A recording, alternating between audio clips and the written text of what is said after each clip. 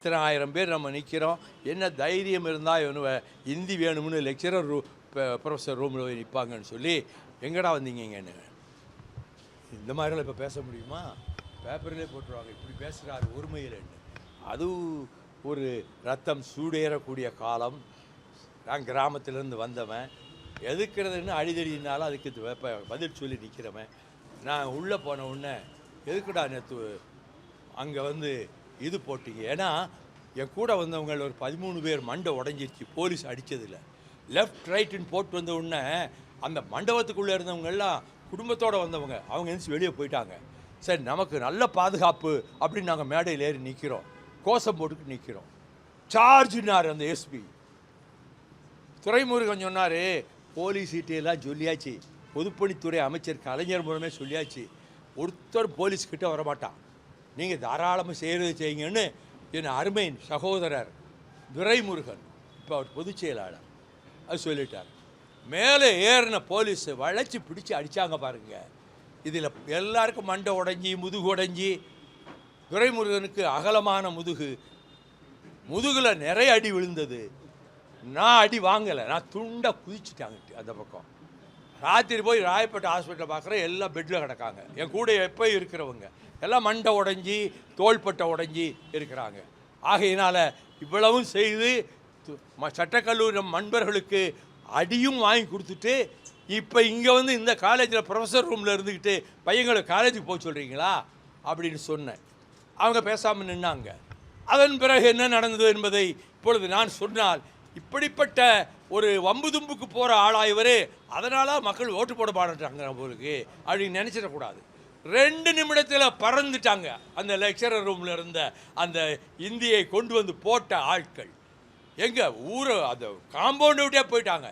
எவனாவது அதற்கு மீறி உள்ளே வந்தால், காம்பவுண்டுக்கு உள்ளே கிளாஸ் ரூமுக்கு போனீங்கன்னா, நாங்கள் இந்திய எதிர்ப்பு போராட்டத்திலே இறந்து போன தியாகிகளை நினைத்து நாங்கள் வந்திருக்கிறோம், அடி தப்பாது, ஒருவனும் நீங்கள் தப்ப முடியாது என்று சொன்னவுடன் அப்படி உள்ளே போக வேண்டும் என்று வந்தவர்கள் பின்னங்கால் பிடரியில் அடிபட ஓடினார்கள்.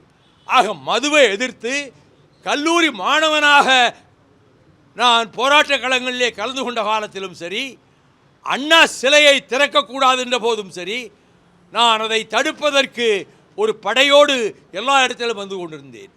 பின்னர் இது பிரச்சனையான பிறகுதான் கன்னியாகுமரியிலே இருந்து சென்னை வரை பல மாவட்டங்களை சுற்றி கொண்டு நடைபயணமாக வந்தேன். மீண்டும் 3 முறை நடைபயணம் மதுவிலக்குக்காக. ஏராளமான தாய்மார்கள் என்னை வாழ்த்தினார்கள். ஒரு நாளைக்கு சராசரி 25லிருந்து 30 கிலோமீட்டர் நானும் தோழர்களும் நடந்தோம். அப்போ எல்லாரும் சொன்னாங்க, பொதுச் செயலாளர் வேகத்துக்கு நம்ம நடக்க முடியலையேன்னு. உந்து சக்தி எனக்கு இருந்ததுனால நான் அவர்களை விட வேகமாக நடக்க முடிந்தது. இதற்கு பிறகு நியூட்ரினோவை கொண்டு வரக்கூடாது என்று பெரியார் இன்னைக்கு ஆமாம் தெரியும். பெரியாரே கள்ளுக்கடை மறியலுக்கு அவர் வீட்டில் கண்ணம்மாவும் நாகம்மாவும் இருந்தாங்க. அவர் அதை எதிர்த்து தான் ஆரம்ப காலத்திலே போராட்டம் நடத்தினார். இப்பொழுது நியூட்ரினோவை எதிர்த்து நாங்கள் போராட்டம் நடத்துகிற போது நான் ஹைகோர்ட்டில் கேஸ் போட்டேன். ஹைகோர்ட்டில் ஸ்டே கொடுத்துட்டாங்க. 1500 கோடி ரூபாய் செலவழிச்சிருக்காங்க. அவர் நரேந்திர மோடி இதை திறந்தே தீர்வேங்கிறாரு. நான் தொடர்ந்து போராடிக்கிட்டு இருக்க 4 வருஷமாக திறக்க முடியலை. இதை எல்லாவற்றையும் என்னுடைய பேச்சாளர்கள், எங்கள் கட்சி பேச்சாளர்கள் கூட அதிகமாக பேசுறதில்ல. சுய விளம்பரம்னு ஆயிரும்னு நாங்கள் செய்த சாதனைகளையே இவங்க சொல்கிறது கிடையாது. பத்திரிகையாளர்களுக்கு சொல்கிறேன், மதுவை எதிர்த்து தமிழகம் பூராவிலும் போராட்டம் நடத்தியவன், நடையாக நடந்தவன் நான். என் தாயார் இறந்து போனதும் அந்த போராட்டத்திலே கலந்து கொண்டதனால்தான். அதற்கு பிறகு சிவகாசி ஒரு இளைஞரணி செயலாளரும் துணை செயலாளருமான சிவகாசி ரவி, அருமையான பையன், ஏழை குடும்பம், அவன் உடம்பு பூரா மண்ணெண்ணெயை ஊற்றிக்கிட்டு நாங்கள் புறப்படுற இடத்துல நான் தளபதி ஸ்டாலின் நெடுமாறன் இருக்கிற இடத்துக்கு நோக்கி வந்தான். பனைமர உயரத்துக்கு தீ பற்றி எரிந்தது. அப்பொழுது அவனை அப்பல்லோ ஹாஸ்பிட்டலுக்கு கொண்டு போனோம். நான், பூமிநாதன், சின்ன செல்லம் எல்லாரும். கண்ணெல்லாம் தெரிஞ்சது, முகம் வெந்து போகலை. ஏன்பா இப்படி செஞ்ச? உன் பொண்டாட்டி 2 பிள்ளைகளும் தெருவில் நின்று அழுகிறாங்களே, இப்படி ஏன் செஞ்சேனாங்க? நீங்கள் செய்கிற போராட்டங்கள், மதிமுக போராட்டங்கள் எந்த பேப்பர்லையும் போட மாட்டேங்கிறான். நீங்கள் இவ்வளவு கஷ்டப்பட்டு இன்னொரு 7 நாள் நடக்க போகிறீங்க, அதையும் போட மாட்டாங்க. நான் தீ குளிச்சா அதை கண்டிப்பாக போடுவாங்க அப்படிங்கிறதுனால நான் தீ குளிச்சேன்னு சொல்கிறான். 3ஆம் நாள் இறந்து போனான், அப்பளவு தான் சேர்த்துருந்தோம். அவனை கொண்டு போய் அந்த ஊர் சுடுகாட்டில் எரிச்சிட்டு தான் வந்தோம். இத்தனை வரலாறும் மதுவிலக்கை பொறுத்தமட்டிலே மறுமலர்ச்சி திராவிட முன்னேற்ற கழகம் ஊர் ஊருக்கு உண்ணாவிரதம், ஊர் ஊருக்கு நடைபயணம் என்று செய்தோம். ஆகவே மது கூடாது என்பதிலே நாங்கள் உறுதியாக இருக்கிறோம். ஒரு பெரும் போராட்டத்தை நெடுகிலும் நடத்தி வந்திருக்கிறோம். இப்பொழுது நாங்கள் போகிற கூட்டங்களில் அந்த மதுவை பற்றி சொல்லுகிறேன். ஒரு அருமையான பாடலை, பாட்டு போட்டியிலே முதல் பரிசு பெற்ற ஒரு பெண் திருவனந்தபுரத்தில், ஒரு அருமையான பாடல், புலமை பித்தன் எழுதியது. அதைத்தான் அந்த பாட்டாக போடுவோம் நடைபயணத்தில். அப்படியே அழுக வந்துடும் அந்த பாட்டை கேட்டாலே. அப்படி தமிழ்நாடு பூரா அந்த பாட்டை போட்டுக்கிட்டே நடந்தோம். எங்களுக்கு இப்பொழுது இருக்கக்கூடிய கவலை, எல்லாருக்கும் ஆர்வம் வந்துருச்சு. பல கட்சிகள் இன்றைக்கு அதில் தீவிரமாக இருக்கிறார்கள். ரொம்ப சந்தோஷம். சகோதரர் திருமாவளவன் அதற்காகவே அவர் ஒரு மாநாடு போல ஒரு கூட்டத்தை ஏற்பாடு செய்தார். அவர் இந்த முயற்சியிலே எங்கள் ஊரில் கலிங்கப்பட்டியில் கலவரம் நடக்கும்போது அங்கேயே வந்துட்டார் திருமாவளவன். ஆகவே இந்த மதுவிலக்குக்கு பத்திரிகையாளர்களும் தொலைக்காட்சி ஊடகங்களும் ஆதரவு தர வேண்டும்.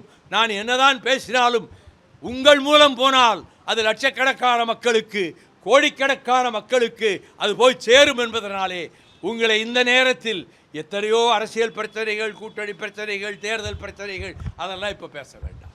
நான் சொன்னதில் கொஞ்சத்தையாவது எடுத்து உங்கள் பத்திரிகையில், உங்கள் டிவியில் இன்று தந்தை பெரியாரினுடைய நினைவு பிறந்த நாள் செப்டம்பர் 17, 146, 116வது பிறந்த நாள் அண்ணாவுக்கு. இந்த 15 இது 146வது பிறந்த நாள் அறிவாசான் தந்தை பெரியார் அவர்களுக்கு.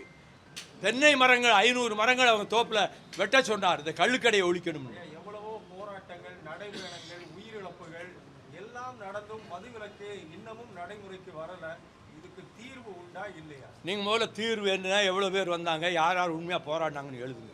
எல்லா கட்சிகளுக்கும் அதில் உடன்பாடு இருக்குங்க. நீங்கள் எழுதலையே, உங்கள் பேப்பரில் வரலையே. நான் இவ்வளவு சத்தம் போட்டு சொல்லியும் 2 வரி போட மனசு இல்லாதவங்க திரும்ப வந்து ஒரு குறுக்கு கேள்வி கேட்கணும். மது ஒழிப்பு விவகாரத்துல மு.க. ஸ்டாலினும் திருமாவளவனும் நாடகம் ஆடுகிறார் அப்படின்னு எல்முருகன் தெரிவிக்கிறார். என்ன நீங்க பாருங்க, எல்முருகன் முகத்துக்கு பூரா இது போட்டுக்கிட்டு எங்கேயாவது நாடகத்தில் எடுத்து நடிச்சிருப்பார், அங்கே சொல்லியிருப்பார். ஐயா, பெரியாரோட பிறந்தநாள் இன்னைக்கு. பெரியார் வந்து தமிழ் மொழியை வந்து நிறைய இழிவுபடுத்தியிருக்காருன்னு. சும்மா இருங்க, நான் சொன்ன இந்த மதுவை பற்றி மட்டும் போதும். பாதகம் செய்பவரை கண்டால் நாம் பயங்கொள்ளலாகாது பாப்பா, மோதி மிதித்து விடு பாப்பா, அவர் முகத்தில் உமிழ்ந்து விடு பாப்பா. அண்மை செய்திகளை உடனுக்குடன் தெரிந்து கொள்ள இணைந்திருங்கள் இயம்நாடு தொலைக்காட்சியுடன்.